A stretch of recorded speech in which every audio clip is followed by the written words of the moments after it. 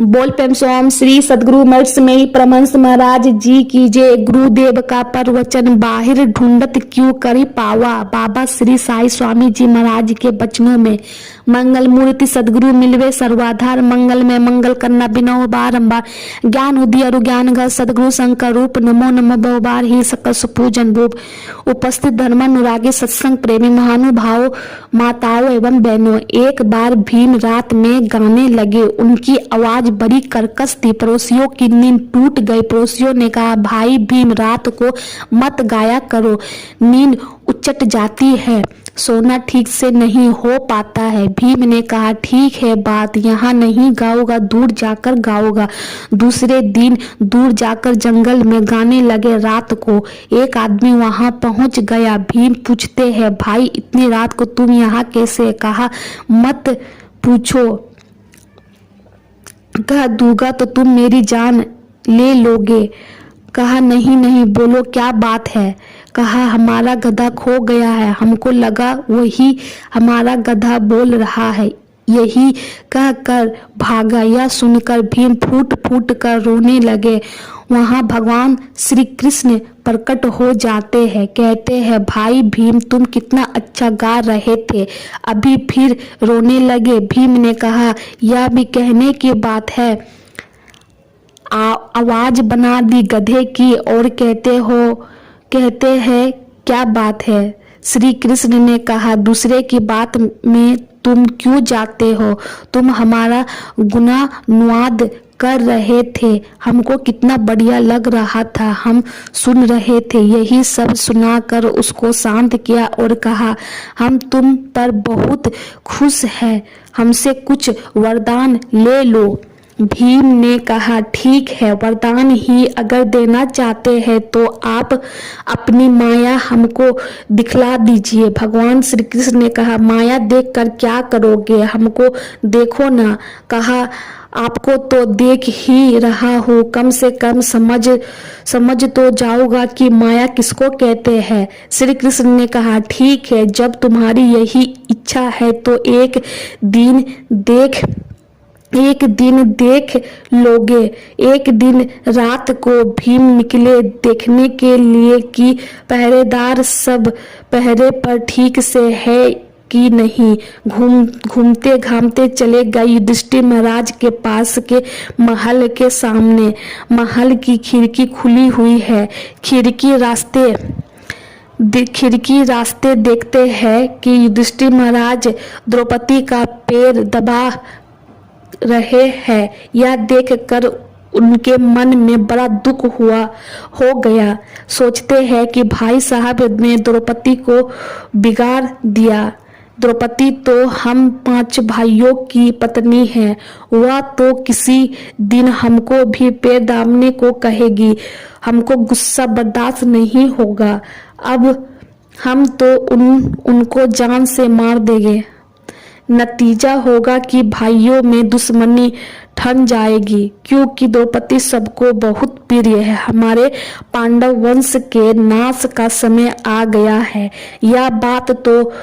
यह बात जो मन में बैठ गई है तो चिंता से सूखने लगे। उनकी दशा देखकर माता भाई सब परेशान हैं।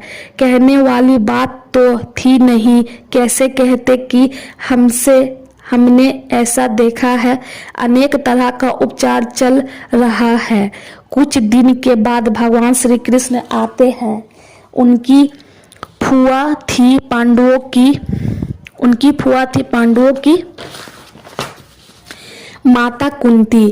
कहती है कि तुम्हारा भाई भीम दिन प्रतिदिन सूखता जा रहा है, लगता है कि बचेगा नहीं। जरा पूछो तो कोई अंदरूनी बात है तो नहीं है।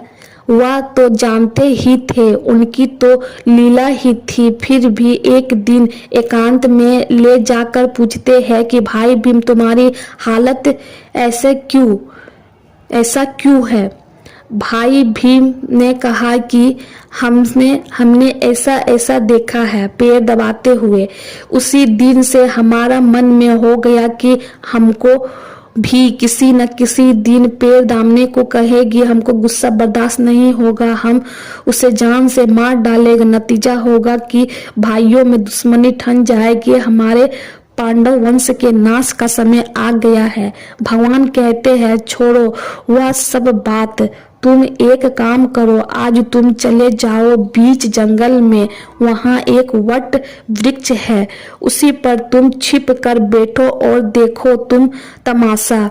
भीम चले जाते हैं। रात को कुछ देर के बाद देखते हैं कि कुछ लोग झाड़ू लगाकर गए। अनेक तरह की रोशनी जल गई। तमाम तरह के बिछावन बिछ गए। अनेक तरह का सिंहासन लग गया। ऋषि मुनि आकर बैठने लगे। देवी देवता भी आकर बैठने लगे। ब्रह्मा विष्णु और महेश भी आकर बैठ गए। सबसे ऊंचा सिंहासन जो था वह खाली है। भीम सोचता है कि सबसे ऊंचा सिंहासन खाली है, कौन ऐसा भाग्यशाली है जो कि इस पर बैठेगा। यह सोच ही रहे थे कि वहां द्रौपदी आ गई। जैसे द्रौपदी पहुंची सब लोग उठकर खड़े हो गए। द्रौपदी महारानी की जय, द्रौपदी महारानी की जय करने लगे। भीम सोचने लगे कि द्रौपदी कौन है जिसके आने से सभी खड़े हो गए, जय जयकार मना रहे हैं। द्रौपदी जाकर सबसे ऊंचे सिंहासन पर बैठ गई। उसने बैठते ही हाजिरी लेना शुरू कर दिया। ऋषि मुनि की हाजिरी हो गई, देवी देवता का भी हाजिरी हो गया और ब्रह्मा विष्णु महेश के भी सभी की हाजिर मिले। पांडवों की जब हाजिरी होने लगी तो भीम गैर हाजिरी मिले। द्रौपदी महारानी कहती है अच्छा उसको अपने बल पर बड़ा घमंड हो गया है, आज ही पता चलेगा।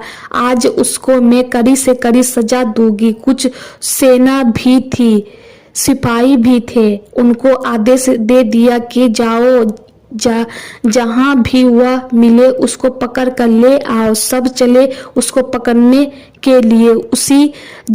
उसी जमात में बैठे थे। नारद बाबा कहते हैं कि नहीं देख रहे हैं कि वह डाल पर बैठा हुआ है, जैसे कहा हुआ बैठा हुआ है वहीं से भीम कूद गए। भागना चाहते हैं कि भगवान श्री कृष्ण पकड़ लेते हैं। कहते हैं भाई भीम बड़े वग्र मालूम पड़ते हो, क्या बात है, कुछ देखा है क्या? कहते हैं छोड़िए हमको जान बचाने दीजिए। श्री कृष्ण के कहने पर फिर उधर देखते हैं, वहां कुछ है ही नहीं। श्री कृष्ण ने कहा तुमने कहा था माया दिखाने के लिए, इसी का नाम है माया। है कुछ नहीं लेकिन सब कुछ कर दिखला दिया। भगवान राम को वनवास हो गया। भरत ननिहाल में था, ननिहाल से आ गया तो मालूम हुआ कि हमारी माता के पष्ट यंत्र से भाई को वनवास हुआ है। माता को बहुत भला बुरा कहा, फिर चले भगवान राम को लौटाने। अयोध्या के बहुत लोग पीछे लगे। यह बात जब इंद्र को मालूम हुआ, गुरुदेव सब बनाया काम बिगड़ जाना चाहता है।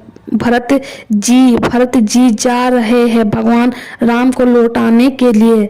अगर यह कह देंगे तो भगवान राम इनकी बात नहीं टालेंगे। आप कहिए तो मैं जरा माया करूं जिससे भरत की उनसे भेंट नहीं हो। बृहस्पति जी कहते हैं अरे क्या बोला, माया पति सेवक सन माया करही त उलटी परही सुर राया। हे सुर राया, देवताओं के राजा जो माया के पति है, उनके जो सेवक है, उनसे तुम माया करोगे तो यह माया उलट कर तुम्हारे ऊपर ही पड़ जाएगी। नट की माया को देखकर लोग बेहोश हो जाते हैं, लेकिन उसके जो सेवक होते हैं वे मोहित नहीं होते हैं। कहने का मतलब क्या हुआ? माया क्या है? सो दासी रघुवीर के, वह माया रघुवीर की दासी है। समझो मिथ्या सोपी, झूठ न राम कृपा बिनहु, नात करहु पद रोपी। माया जाल से छूटना चाहते हैं तो राम की कृपा के बिना कोई उपाय नहीं। उपाय क्या है? राम कृपा पाने के लिए बस एक ही उपाय है, राम की भक्ति कीजिए। भक्ति यथार्थ अपने को परमात्मा की गोद में जाकर दे दीजिए। कहाँ दीजिएगा? परमात्मा से कहीं खाली नहीं है, जहाँ पहचानिएगा वहीं दीजिएगा। कहाँ पहचानिएगा? बाहर संसार में जाकर नहीं। ऐसे तो लोग जाते हैं, बाहर संसार में भी जाते हैं ऐसे लोग जाते हैं। जाने वाले से पूछ लीजिए आप कहाँ कहाँ गए, क्या दर्शन हुआ। ईमानदारी से कहोगे तो यही कहोगे कि दर्शन नहीं हुआ। आपने मंदिर में जाकर प्रतिमा का पूजन किया, फिर हाथ जोड़कर प्रार्थना की अगर आपका प्रत्यक्ष दर्शन हो जाता तो हम निहाल हो जाते। दर्शन क्यों नहीं हुआ? जिस कारण से यह दर्शन नहीं हो रहा है वह कारण है, जब तक लगा रहेगा कहीं भी जाइएगा दर्शन नहीं होगा।